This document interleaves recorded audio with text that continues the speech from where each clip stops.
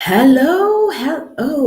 Okay, so it's saying that I'm live, which means I should be live, and I will look forward to seeing this live through. Welcome. I'm multitasking, and this is the first time I've ever done this, so this better be fun. Um, yeah, I am enjoying this it's like a whole experiment. And so this is what's happening today. Right. So welcome to everybody who is going to join or who's going to watch this later. Um, right now, just going to wait and see how many people are joining. It's exactly 1 o'clock, and this is African time. I know that if people are going to come, they're going to start coming. I don't know if people are going to come at all or who's going to watch this later.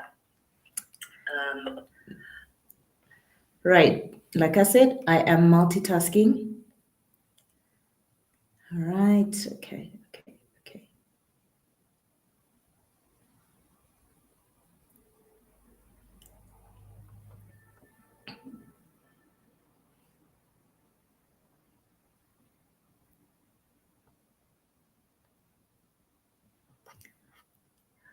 Okay, so this is like my first live. I am experimenting with so many things. I just want to see how it goes. And also, I just want to share about about taking retreats, taking time off. What does it mean? Have you ever done it? I would love to know if you're going to watch this after this broadcast to tell me if you've done it before, under what context did you do it, and to what extent was it helpful. I'm just going to share my experience, though. That's what I'm doing today. I'll be sharing my experience of retreats, their importance, why I feel that everyone should do them, and why I've done them in the past. And yeah, so that's basically what this live is about. And it would be so nice to see people watching and coming in as we go through this lunch hour. All right. If you're a friend or if you're new to the channel, please say hello. It would be nice to know who you are and what you're up to. Yeah, just tell me where you're from also. Like, where are you watching this live from? I want to see also to what extent, how far this goes.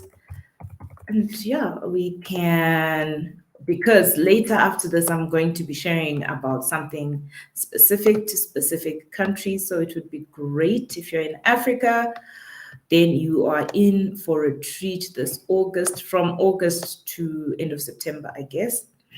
There's something that is going to be in specific countries around within Africa. So do let me know where you are, if you join in now or later. And when I say later, anytime before the 20th of July, 2023, so I know what's going on. All right. So I'm also experimenting with software. Never really done a live, like I said, and just trying out new things, new fun. If you are a friend, hi Ru, hi Rudo from Harare. Great to have you. Yeah, I think I need to also remind some friends that it's lunch hour. Hi, Rudo. What's up? Are you the Rudo that I know or another Rudo? Because I know so many Rudos, but yeah. So, yes, what was I saying? Yeah. So, we've got something coming up in different countries within Africa, and it's going to be exciting times in August to end of September. Okay, so I'm just going to also share a screen because I will be working with just some folders, something. All right, let me share my screen here.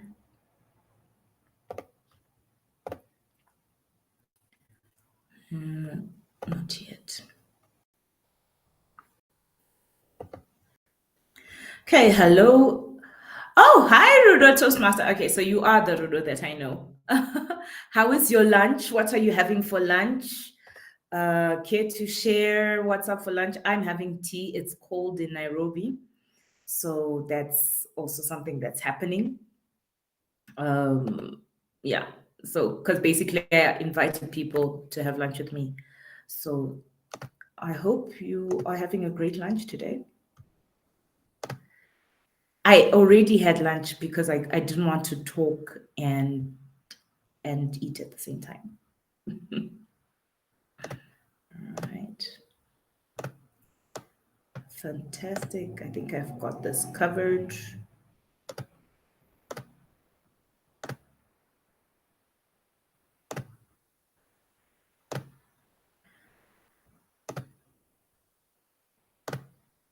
Uh-huh. Yeah, so um,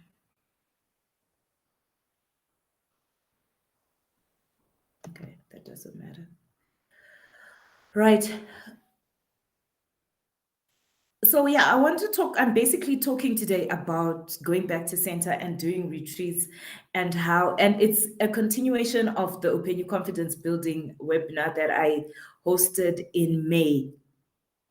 We are now running 12-week classes, which have about, I think, almost 10 people from different parts of the world, England, America, and mostly Kenya and South Africa.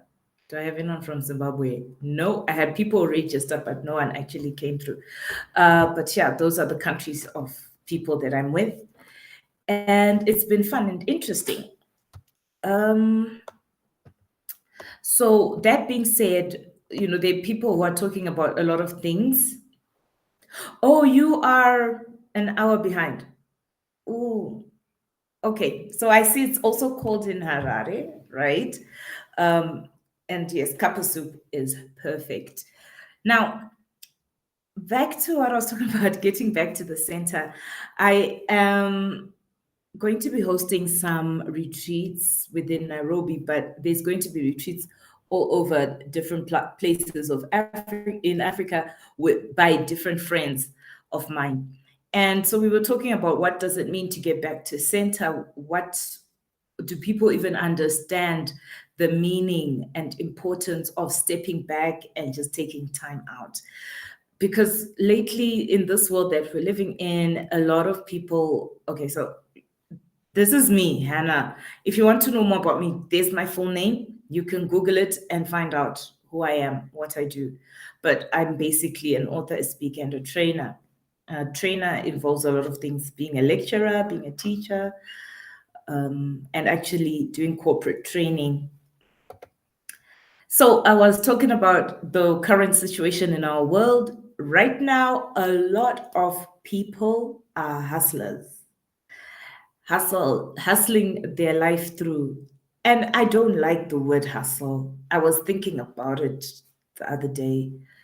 And I was just thinking, hustling for me is like a tight situation where you're always running, you're always out of breath, there's competition, and it's just uncomfortable, basically. To hustle, excuse me, it's not fun. but but people have glorified it a lot, like, yeah, thank you for supporting my hustle. And I'm like, okay, really? But is this what life should be about? It's there's so much fighting and hustling. And hustling for me increase is like, it just, when I think of it, I feel hypertensive, really. Like, I feel like my heart's gonna stop, because it just gives the impression of working. And whilst working is a very, very good thing, it's good for your body, your mind, your soul. To what extent? Right? So of course people are making money, like, the current situation is that people are, if you've got money, you have to show it. Or and people show it even though people don't want to admit it. A lot of the times, we're all living in a world of somewhat showing off what our money can do, whether it's small or big. So even the idea of soft life, I'm always questioning it. This thing of living a soft life or living your best life. The truth of the matter is, very few people. If you think about the people you see online in comparison to the people you see on earth, in the earth, very few people are living their best life. Honestly, it's ridiculous. But I'm going to kind of be focused on middle class people right now. So I'm not fine. And no one actually wants to call themselves middle class. They either want to be rich or they say I'm poor. And the rich don't actually really sing about it as much as we think they do. Every time I see those people on TikTok, Facebook, those clips, those 30-minute clips, video, YouTube, who are talking about like these are the secrets to success. I'm like, to what extent do real rich people want to share the secrets to wealth? Because one of the biggest open secret about wealth is that it's better when it's fewer. That's why people talk about the 1%. If you're 1% in the billion, like you're a billionaire, you're part of the 1%.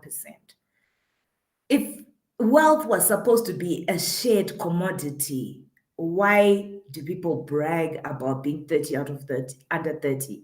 Like, if you think about how many under 30s are there in the world, how many under 30s actually deserve to be on those Forbes lists?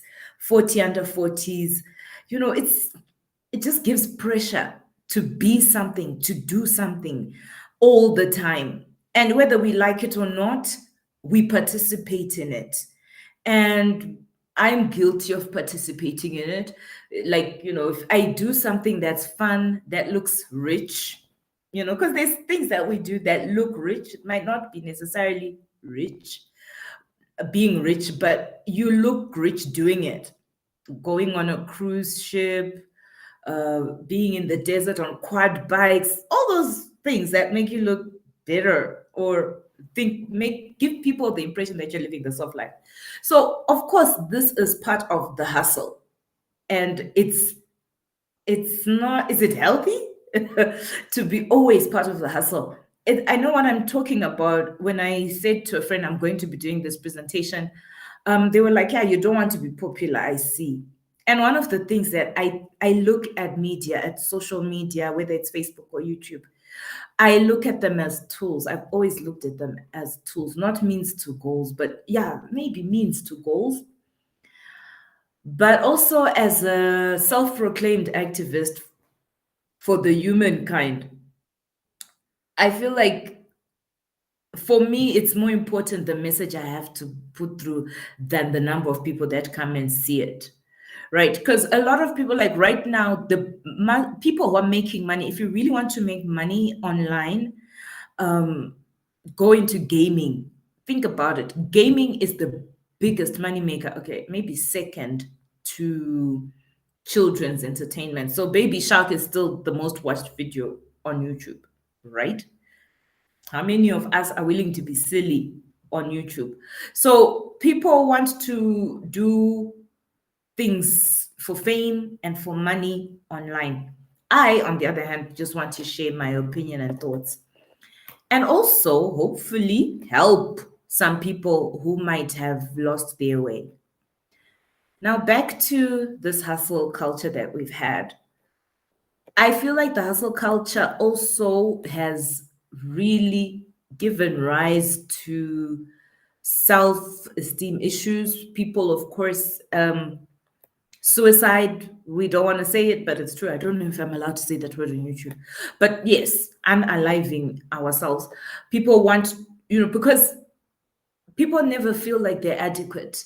So you do things, because every time I think of the young men who have unalived themselves, and yet they were famous. They had done the first big thing. They had festivals. They were going to places. People knew them. They had fame. They had money. They were living their life. And then you ask the question, but were they really? Because if you are living the life, the most obvious thing you might think is that you want to continue living the life. Why would you want to cut it short if your life is so spectacular? So that is one thing that I think that this hustle culture is doing to us. It is making people unhappier. Not to say being broke makes people happy, don't get me wrong, but I think there needs to be balance, because I think all of us at some point, you would then say, and then what? You ask yourself, and then what? You've done it all. There's sometimes when you, I think people who are very rich get to a point of, and then what? And it's so incredible. I was watching Oprah Winfrey, I think I can mention her, and I was just thinking, she finished her talk show after 25 years, and yet she still does interviews. Evidently, she cannot stop doing what she loves to do. Even though she's got own network, she still has that passion for talking to people, asking questions, and having interviews and having audiences, right? So that's the thing. It's quite interesting that she didn't get to the end of whatever she wanted to do. So in your hustling, even if you make it, you've got, some people have everything, family, money, fame, but there's always that question, and then what? And it's a very solid question. But for you to answer this question, how do you do it? How do you get to a point where you can protect your own peace and ask your questions in a space that is safe, that is comforting, that makes you want, maybe understand what's the next then what is. You might not get a full picture of what your life means and what it's supposed to be, but when you go on retreat, there's a few things that happen. And I will share my experience of going on retreat after COVID. So, I had COVID in 2021. And like many other people who had been under lockdown, I had things that I said I will do. Because, like, I'm sure a lot of people had this, after COVID, I'm going to, after COVID, I'm going to. But I was like determined. I was like, no, after COVID, I need to have a shift in my life. And shift in my life I had indeed, because during COVID, I got COVID. I was on a respirator for 3, 4 days. And then, of course, evidently I'm here. It means I survived it. But it came with what is called long COVID, I guess, after COVID effects. One of them was getting a non communicable disease, diabetes. But what happened was, the strange thing that happened when I got COVID is that I went back home after the house had been sanitized and everything, fumigated of all germs, I believe. I went back and my life still looked the same. So what did I do? I got back into work. I was still full-time lecturer at the time. So I went back into work. Actually, it was in the middle of exam season. I had finished marking by the time I got sick. So when I came back, it was about putting marks in the system. I really just went back into my life like nothing had happened. But something big had happened inside me, and I just was not acknowledging it. That was July. Touche. I'm doing this series in July. Then August went by, September went by. But by September, I was angry, I was frustrated, and one thing for sure, I was tired of pretending that I'm okay. So, what happened? I was snapping at people, I was irritable, I was tired, like physically tired. Waking up was a chore. And I was going to the dietitian because now I had diabetes and I had to lose weight. So all these things were on me to be better, to live my best life, and all these things. So instead of just so yeah, one of the things I needed to do was therapy, because I told my dietitian, I was like, I'm angry, I don't know what's happening to me, I'm emotional, I can find myself just crying in the middle of nothing, or something. But the point was I needed help. I needed my sense. I needed to get back to my own center, and I just had no idea how to do it. So she recommended a psychologist. Believe me, during that time in Windhoek, Namibia, you could not find a psychologist within 2 weeks. And even after the 2 weeks, they were getting rebooked by their clients or new clients. People were starting to really get the importance of therapy after lockdown. This was like 2021 into 2022. So there I was wondering, okay, so if I can't find a therapist, what am I going to do? And I mean, these are affordable therapists. I'm not talking about the high end. Even the high end ones were full. So I said, okay, because I can't find a therapist, what am I going to do? Am I going to continue living this life of misery, of anger, of resentment towards the world and life? No, that was not the life I wanted to live. So what did I do? I decided, let me go on a retreat. So I literally just called. Oh, yeah, I was talking about it with one workmate in the staff room, and she said, oh, there's this place, I think you would like it. It's about 10 kilometers away from city center of Windhoek, which is very close to your house, because I was living almost at the edge of Windhoek by then. So it was like 5 kilometers drive away. And she was like, you can go there, I think it would do you good. So I did. I just decided to book for 2 nights. I didn't actually get 2 nights at the place. I got one night at that place and one night in another place in Windhoek, but it was secret locations. That's actually when I started my secret locations posts. And when I went the first night, I made the mistake of inviting somebody. Um, it didn't help at all. I think I was still afraid of being by myself. And I know there's a lot of people who they say they love themselves, but are fearful of being by themselves. So the first night was not good. I actually got angrier at this person for even being part of this retreat. Then the second night, I moved to locations and then I was alone, fully alone. It was then that I realized, this is what I needed all along. So I actually made an itinerary for myself and I followed through. I had healthy meals all the time that I was there.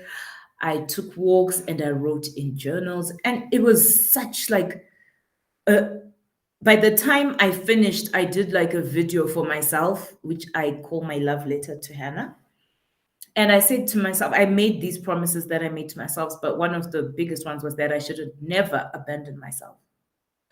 But the thing is, it was never going to be possible if I had been in a familiar place with familiar people around me. I needed those 48 hours away from everyone and everything that was familiar, and just to slow down and to find myself again and to reconnect with who I was. I'm telling you, I've never been the same ever since. And now, after that, I try my best every 3 months to take that time out.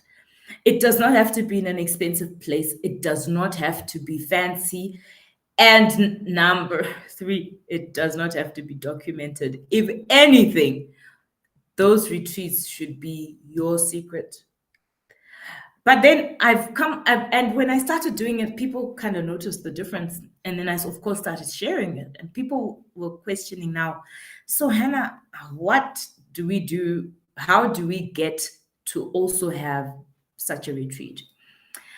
Of course, as I said, I'm a trainer, and being a trainer means I love helping people find their way. So in August, we're going to have one in Kenya on the 12th of August, if you're interested or if you know a friend who is. Then in Harare, I've got my friend who is going to be hosting. So in these 2, 4, 5 countries, I've got people who do host retreats. If you want to know what it takes and what you need to be on a retreat, do ask me in the inbox below. Subscribe, like, all these other things, and let's connect. Let me and my friends help you to get back to your center, to find yourself again, to be able to move from one point to the other. So I think that's about 25 minutes of me, lovies. From my heart to yours, I hope that we can connect in a deep and meaningful way. Mwah. So that is it for today. And thank you for joining me on this live.